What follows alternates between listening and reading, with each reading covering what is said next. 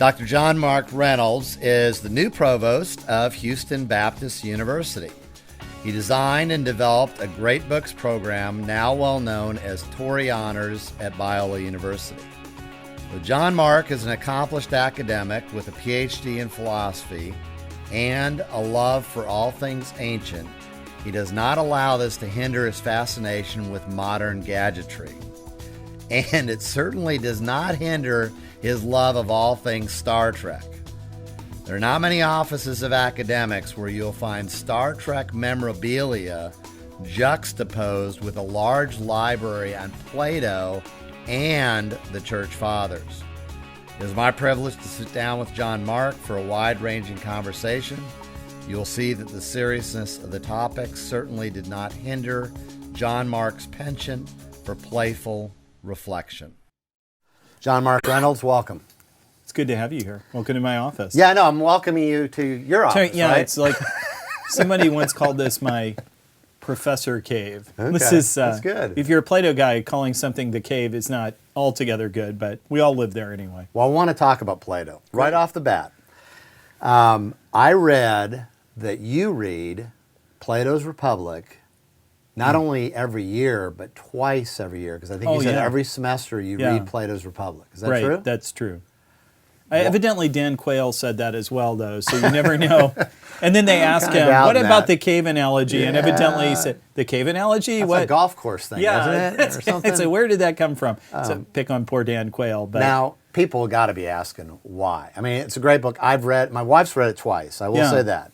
But evidently, I'm thinking, okay, you've been in academics for a while. How many times are we talking about you've read Republic? 20 times, 25 times? Yeah, it must be 30, 35 times. And that doesn't count like academic work. Okay. So Plato is wonderful because he's meant to be read for a degree of pleasure. It's a play, after all, in some ways. It's a drama.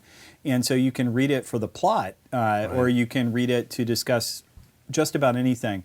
I'm not sure that there are many ideas that I've ever run into that Plato's Republic couldn't help me think about those ideas in a better way. I don't think I can think about the incarnation. I'm a Christian person. The incarnation is important to me. Christmas is my favorite holiday. And I don't find the Republic helpful in thinking about the incarnation. What would it be for God to become human? On the other hand, almost anything else, Plato challenges me. I don't always agree with him, what he's saying in the Republic. Later Plato doesn't always agree, I think, with the arguments advanced in the Republic. But I found it a source of sort of the first line of the Republic. I have now spent 25 years thinking about just as a human being, not as an academic, and I haven't come to the end of it yet.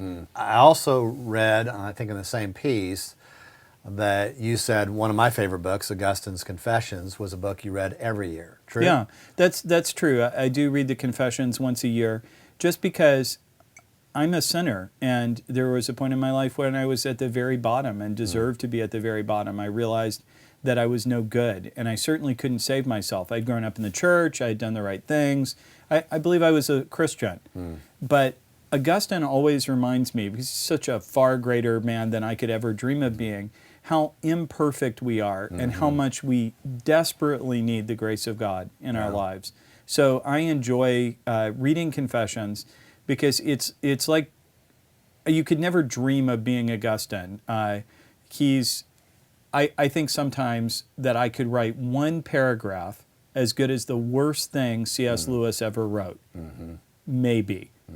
I could never write one paragraph remotely as insightful as any paragraph in the City of God. So in some ways, thinking about anything Augustine wrote, he's the first Christian we produced who could have sat down with Plato and had a conversation as a peer, where Plato would have had to take what Augustine said seriously. To read City of God is to aspire to something. It's like looking at the stars and thinking, I hope someday humankind can go, journey amongst the stars. That would be awesome. But that's so far removed from what we can do now that won't happen in my lifetime.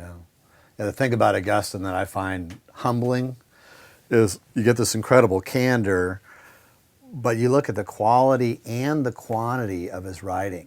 I mean, you got 5 million words, and you look at like Confessions and his doctrine book, City of God, which I spent really kind of a year reading along with a bunch of other things. And it's so humbling because you go, these are not throwaway lines. Right. It's very compelling stuff. Yeah, those of us who do new media or blog know, people will send me emails all the time and say, you're the provost of a university, look at the typo on, and I say to them, I can edit or blog.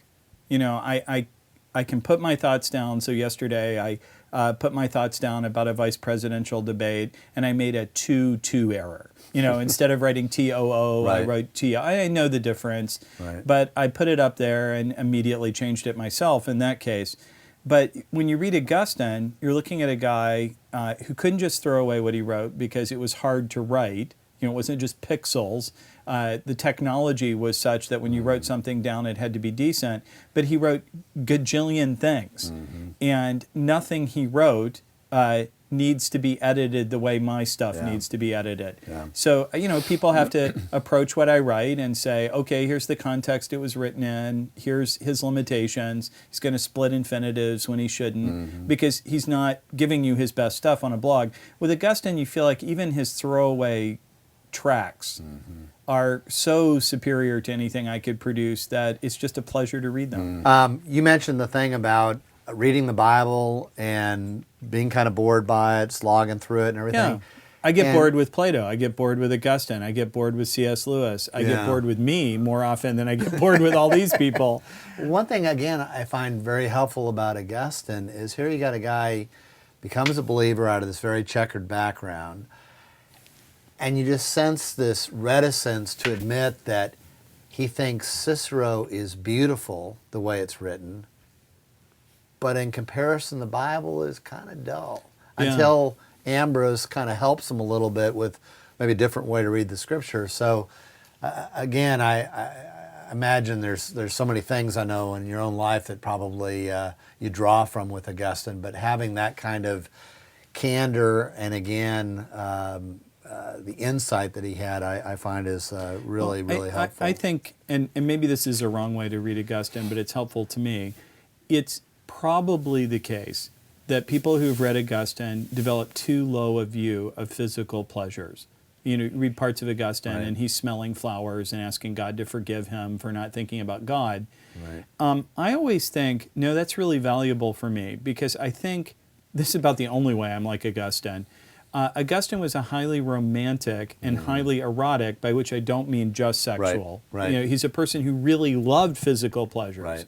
And I think, like a lot of us, he really was trying not to just be consumed with consuming. Right. You can just look at me and tell that I enjoy eating. You can look at me and tell that I enjoy things.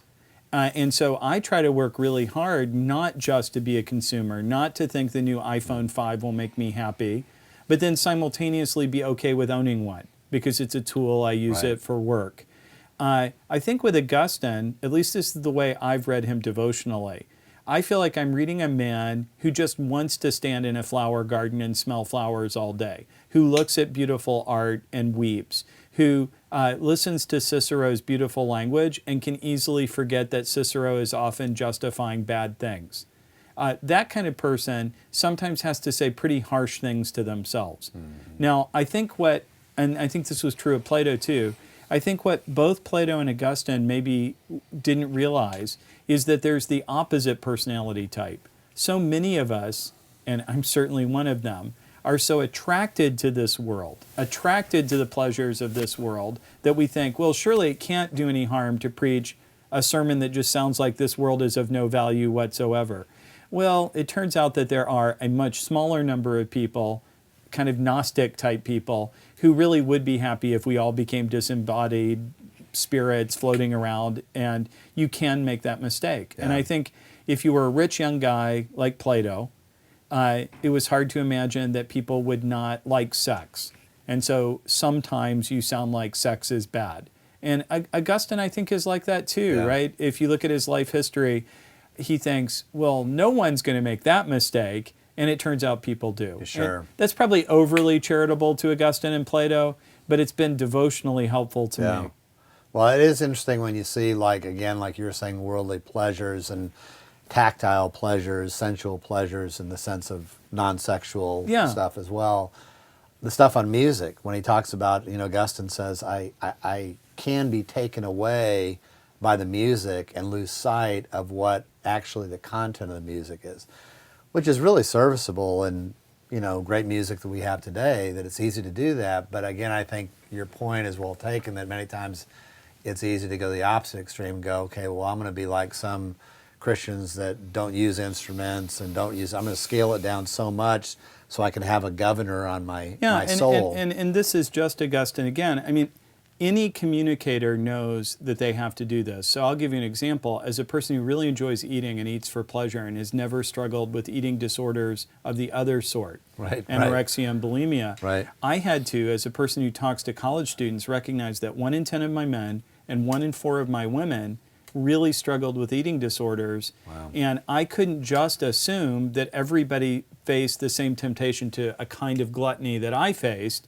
They faced different temptations. And that if I wasn't careful, some of my jokes or offhand comments, because I'm a teacher, because I'm a leader or writing, would be taken as an excuse for their anorexic or bulimic behavior. So if we wanted to blame someone like Plato or Augustine for causing these problems, and I think that they probably did and deserve some of the blame, it's because we often can't imagine other people's struggles. We can't imagine what it's like to have a different set of sin problems. We're so charitable that we just assume everybody's dealing with what we're dealing with. I think a great example, I really don't want to gamble. I went to Vegas once and just tried $10 worth of coins and won $11 by the end of the time. But I was really bored. I just ended up sitting in front of slot machines thinking, at some mathematically certain time, I'm going to lose all my money or not. And it wasn't entertaining at all. So, but I don't feel like, oh, I'm so awesome because I don't want to gamble. And I feel like even in telling that story, I have some hesitancy because there might be somebody listening who says, great, I can take $10 and gamble. And they get wide-eyed and want to go run out and do it. So it's really tricky to talk about things that you do that are sinful or that you don't find particularly sinful. Because, final little bit of Augustine here, it's just true that if we made a church totally bare and we closed our eyes the entire worship service, that we could still create idols. We create idols in our own head. We can turn the book of Scripture into an idol. Then we get rid of all the books. We can turn the little memorized verse in our head. Any image at all, even the most abstract one, God is a cube, is an idol. And the minute it becomes an idol, the minute we think it captures God, it has to be destroyed. So in one way, I like to say to my students, nothing is totally evil, so nothing lacks redemptive value. It's simply the case some things are not redeemable by me because they would become idols or they would become grounds for sin. So the Orthodox Church, at least as it was explained to me, for example, doesn't say you have to use icons. You just can't think they're all idols. In other words, you don't have to. If you look at an image and you worship it, you should stay away from that image. Even though for the next person, that might be a helpful devotional tool. And to pick a Protestant example, I knew churches that would treat their head of Christ drawing in an idolatrous way. And then I knew other people for whom it was just a good spiritual reminder. Then I knew churches where they said, oh, we might treat this head of Christ image as an icon in an idolatrous way, and everybody treated the cross in the center in an idolatrous way, or the communion table, or their Bibles. Don't set another book on top of the Bible, that would be really bad, or the Bible falls to the ground and they lurch forward. And it wasn't respect, it was a kind of idolatry. So I think Augustine is so cautioning us that anything can be an idol, even smelling a flower, that if we're not careful, we'll imagine that we could get rid of that by consuming all the flowers, getting rid of them all. That's helpful. I mean, it's no wonder that John closes his epistle, little children, guard yourself from idols, is writing to believers, and it's like there's all out there. And I think to your point, too, what's helpful is that I think about those areas of my life that I'm really not tempted to, and like you, as a teacher, I can kind of make light and say those things glibly, but there might be someone out there really struggling with it in the same way that, I've struggled with doubt, the Christian faith, and one thing I like about, say, a book like Pilgrim's Progress is you've got all these legitimate people going to the same place, but some are enamored with Vanity Fair, some get waylaid by Doubting Yes. Castle, some struggle with fear, like Mr. Fearing going through the water. It's not a cookie cutter approach. My family came to, the Reynolds family came to Virginia sometime in the 17th century, somewhere between 1620 and 1660. My brother's really into that sort of thing. So a good way of knowing me would be to know those strong Virginia, West Virginia roots. Though I hardly lived any of my life in Virginia or West Virginia, that was always home. Oh, we're going to go home for the holidays. My grandparents lived and died there their entire lives. And so I always have thought of myself as a West Virginian, though a West Virginian would quickly point out I was not born there. I was born in Illinois when my dad was in seminary. But that culture was always home to me, and I love it. I love bluegrass. I love gospel. People sound right to me who have Southern accents of the Appalachian sort. That's the way. Which you don't have people. a thick accent. When we moved up to New York State, upstate New York, Rochester, I was in fourth grade, and they put me in a school play, and they said, "Oh, this will be so much funnier with your accent." and I sat and listened to Canadian radio until I had punched my accent out. I was a cantankerous fourth and fifth grader. Interesting. Wow. Yeah, they told my dad that I had been culturally deprived, having grown up in the South, and so this is all very offensive. But compared to other offenses, people face nothing. Okay. But I still sound a little bit like a West Virginian with a Canadian accent. There you go. Because my speech patterns in some ways never changed. But I don't say A, but I sound a little bit like a Canadian. Well, that's a strange hybrid there, isn't it? Yeah. But I was one of those pastor's kids who had an awesome dad. I mean, my dad thought questioning was good. He'd stop and say every once in a while, yeah, sometimes I doubt God exists. Let's talk about that. And so I'm the weird kid who grew up all the dysfunctions that you hear about evangelicalism and then the charismatic movement that my dad became involved in, and we became members of an independent charismatic church, I never ran into. We always worked with Roman Catholics on pro-life issues. My dad and mom, very involved in ecumenical outreach. My dad was involved in what became known as the Memphis Miracle, when Pentecostal groups that had been split on racial lines came back together. So I often have to pause and remind myself that isn't everybody's experience of the church. So I had mandatory church history when I was growing up, and we said the Apostles' Creed, and I went to Episcopal day camp and sort of evolved in an Anglican direction. But my dad was cool with that. I never felt the need to reject anything I grew up with. I added things to it. I got different perspectives. My father ended up, I became Orthodox first, but I go to a Western Rite Orthodox church. So how different is that than the Anglican church I went to before? Well, it is different, and it's not different. Right. So I feel like my spiritual journey has been one of my growing deeper. I'm not saying the communities, I'm not criticizing them. There are people in that primitive Adventist church that my grandparents went to that were so spiritually deep that if I spend my entire life, I'll not become deeper. But I've become deeper, and that's caused some motion in my life. There's very little from my childhood forward religiously that I've ever just said, that was wrong, and rejected it. But didn't you go through a time, maybe this is later on, because I thought I read this somewhere, maybe something you had written or someone, of skepticism and of struggling through naturalism? Is that? No, I was never tempted to be an atheist. Okay. But in grad school in particular, Okay. Christian morality is tough. And I have to say, I didn't want it to be true. So that's kind of the bad motive. Secondly, I love Socratic discourse, and challenging everything was the way I grew up. And I had a high motivation for Christian moral teaching not to be true. There were things I wanted to do that Christian moral teaching said I couldn't. Then second, I just wanted to ask lots of questions, and I didn't have answers to all the questions I had.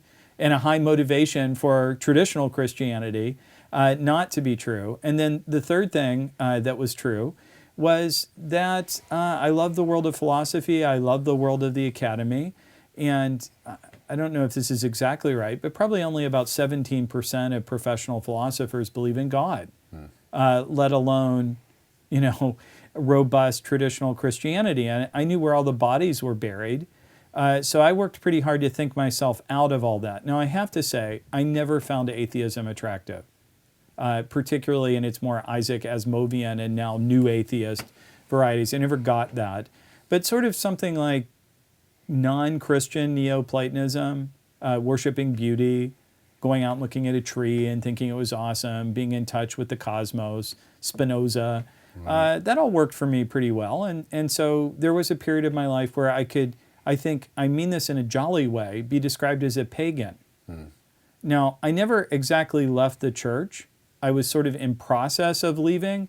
So if you looked at my resume, there's never a gap year where it looks that way. But I probably should have. I probably should have stepped back for a couple of years and not been involved with the church. The problem is I never reached final conclusions. And when I did reach final conclusions, my final conclusions were, yeah, a lot of this is motivated by evil in my life. Like, let's not kid ourselves. Lots of us who have intellectual crises, if you look at someone's biography, their intellectual crises with the Christian faith comports very closely to their desire to, which they go off and do. And there's been a lot of work, as you know, on that very thing. On that saying, very thing. Hey, there's an agenda here going on. That's right, and I fit that. HBU's got these 10 pillars that you guys are doing, right? Yes, Dr. Sloan's vision with the board. It's exciting. Do you have a mnemonic device that you have to, because I'm afraid. No, I'm never going to them remember all 10. Can I no, quiz you? If you quiz me on it, I will fail. Okay. Don't have the Number memory for that. 6. Starts with an R. Yeah. I am married, so we can have 6 after marriage. The first one, build on the classics. So how is that, what's going to happen at HBU differently now that that's one of the pillars? What happens? Let's start by saying that the greatest book that's shaped Western civilization is the Bible. So you start building everything around the greatest book ever written, the Bible. That's not going to change HBU, but it is going to cause us to pause and say, all right, one thing after World War II, because government got involved in higher education that we do, is credential people, give them jobs. That's how accreditation got involved, and a big mess in some ways. But college education isn't just supposed to get you a good job. We're also supposed to make a lady or a gentleman out of you, civilize you. What the Army used to do for people back when we had a draft, for people who didn't go to college or who went to college and needed more civilizing. So our goal will be to step back and say, are we really doing that? Is the Bible really the center of all these programs, or are some of them mere credentialing programs? But then the second is to say, what is the continuing conversation, not just about the Bible, but about books like Darwin or Karl Marx? These are books that we're not going to find friendly or congenial to our Christian worldview, but you can't understand the world without understanding them. And then positively, writers like Plato or Aristotle or Thomas Aquinas, Dante, how have they shaped the world? And then not just old books, but more recent books. Books by people like Philip B. Johnson, Darwin on Trial. Books by C.S. Lewis, books by G.K. Chesterton. Heck, books by people like Richard Dawkins. You know, how are they shaping the world we live in today? As an academic, a person who writes, a person who's overseeing programs, encouraging people to read a lot, read well, you know, I have a bias certainly that people should get pretty tactile, especially with important books. And I know that you have some kind of system, or maybe it's not a system, but you do get tactile with the important books. I was wondering if you could just describe why that's important, what you do when you read. You know, we talked about with Plato's Republic, you've read that, you know, dozens of times, literally. Right. What are you doing? Not counting studying it. Right, but right. I will tell you this, e-readers, for books I'm not going to take very, very seriously, if I'm just going to read a book for general knowledge, I'm reading a history of Prussia on my Kindle right now, I'll often tweet my notes, or Kindle will give you a free access to put them. You kind of have a community of people discussing what you have to say. I don't tend to do that with work I'm going to ruminate on and think about a lot, because I at least find accessing my own tweets uncomfortable and stupid, and I don't, maybe it's my age, I just don't enjoy doing it. I like especially finding books that other people have owned.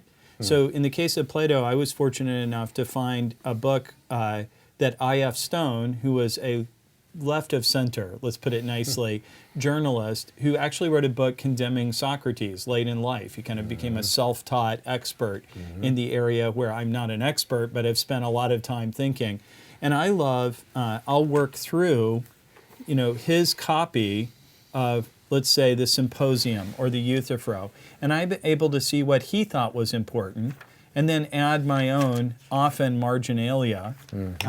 That's more true in this copy of the Republic, which I've used for a lot of classes. Now, this just was mine, but I'm a big underliner and sectioner, and then I'll write very cryptic short notes inside the sides of my book. So I'll highlight a word, misologos or something, that I think is important in that part of the passage. When I use a book, you can see that I'm not sure they'd ever be useful to anyone else. Right. Partly, this will sound like a funny thing, that I've thought about the end of Republic Book 4 a lot. You can tell, can't you? Yep. And so the book flops open to the right place. Why is that? And there's no way to fake that. Because I used to have this whole thing memorized, but I didn't want to brag about it. So what is it about Book 4 that it is this? you've got? It's at the end of Book 4, Plato has Socrates say that these young men are going to have to take a look at the forms of evil. And most translators just think, well, it doesn't mean forms like the Platonic sense, because they're right. Plato wouldn't think a form of evil, an eternal good thing could exist. I mean, it's a contradiction in terms. Right.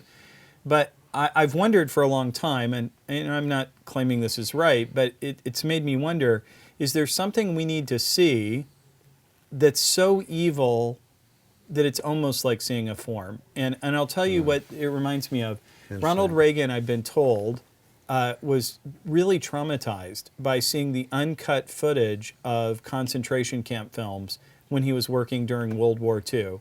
And in fact, I'd been told by people who knew him that he kept some of it so that no one could ever lie about it, and showed it to his kids when they got to be old, mature. So this is what people can do.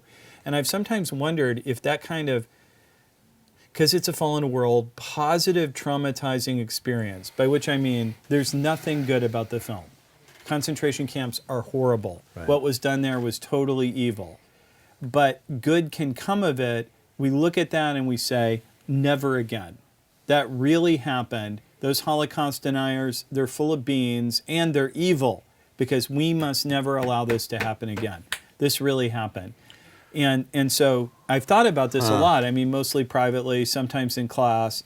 And so I end up with a book that just in a tactile sense falls open to it. And then if you look at it, you can see like many different kinds of pencils and pens. Yeah. It's not something you can fake. Students sometimes go through and highlight the whole book. Wow, you had the same highlighter for like 5 years? That's just amazing. Look at you. You're amazing. Then if I'm going to take serious notes, and I don't often take many notes when I'm reading. So this is like, you can see this is 12/17, probably in 1992.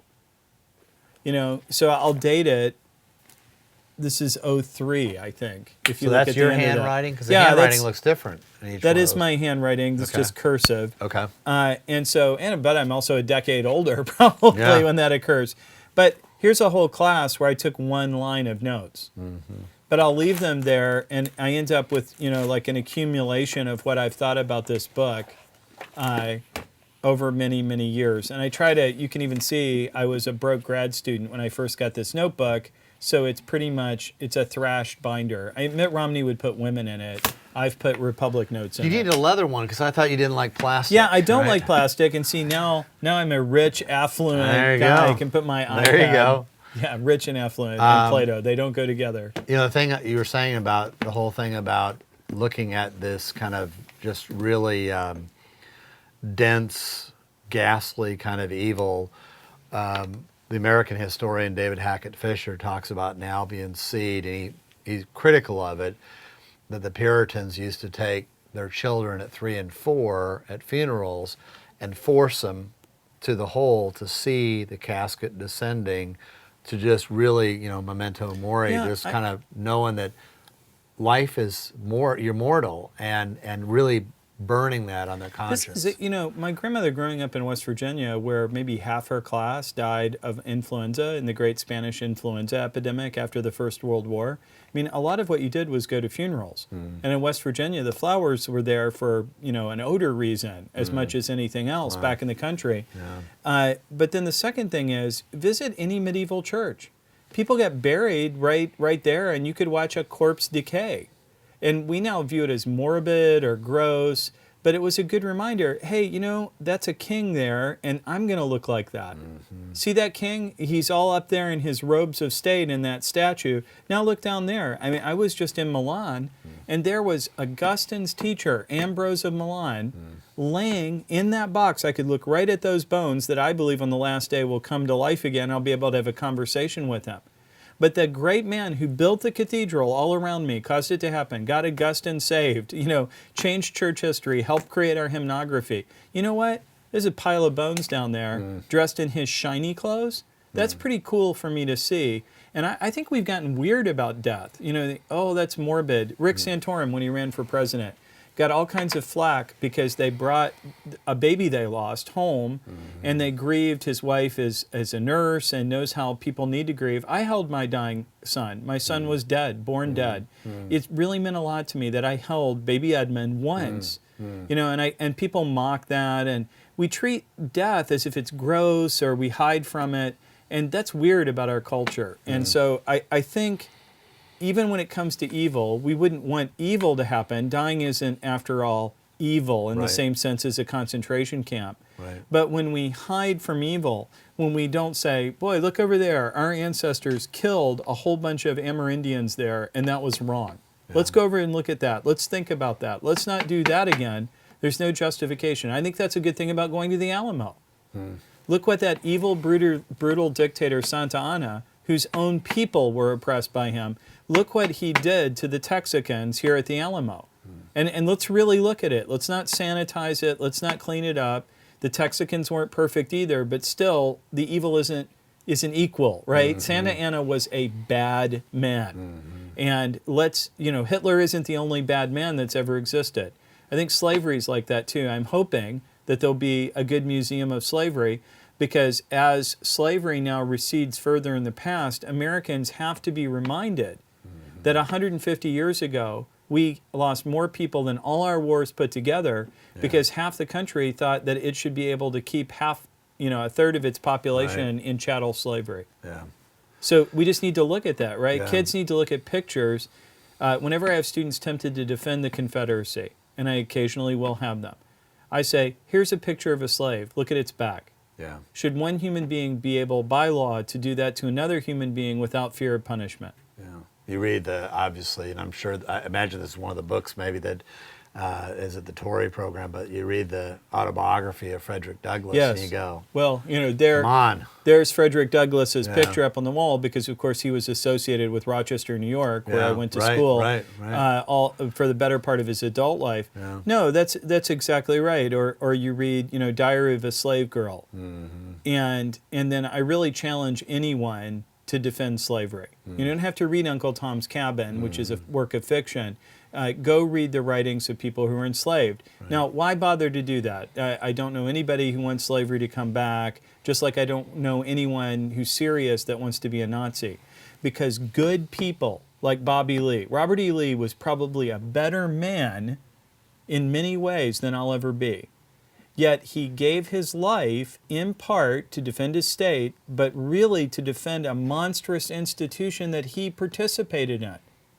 And somehow, because all bad things can produce good things, I think he developed real relationships with some of his slaves. Yeah. But look at what a distorted, perverted thing a relationship is, a loving relationship between a master and a slave. So even in looking at the life of someone I might admire, like George Washington, whom I admire greatly, I think was a genuinely great man, I appreciate, like Ron Chernow's biography we were talking about earlier, looks unblinkingly at the evil of slavery and how it did bad things to Washington. Yeah. How a man who had a really good relationship with one of his slaves, maybe have been one of his best friends, simultaneously was corrupted to the sense where he could refer to him as property. Yeah. Well, I really appreciate the time that you've given us. Well, it's been fun. It's been great to welcome you to your office. You've had worthy subjects for these interviews. I feel like you're running out of steam, or the world's becoming a dark and decadent place. You're down to me. No, this is great. This is great. Work Thanks your way very down much. to me. Thank you. Best to you. And to you.